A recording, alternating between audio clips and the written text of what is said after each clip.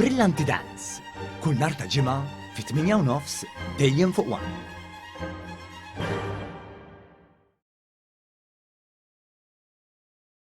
Eċitat ħafna li wara 3 snin se nerġu niċċelebraw il-festa ta' St. Patrick's Day.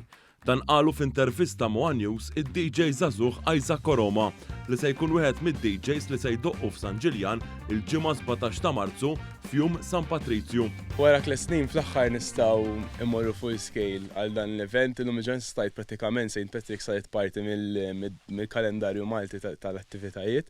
Eċitat ħafna, ġifieri wara dan nuqqas kulħadd ikun iktar entużjast u qed naħdmu nippreparaw ħafna biex kemm jista' jkun il-prodott finali jkun tajjeb ħafna u n-nies jiġu jieħdu gost. Fl-intervista ma' News, Isaac Koroma appella biex dawk li se jiċċelebraw din il-festa jieħdu gost b'mod responsabbli.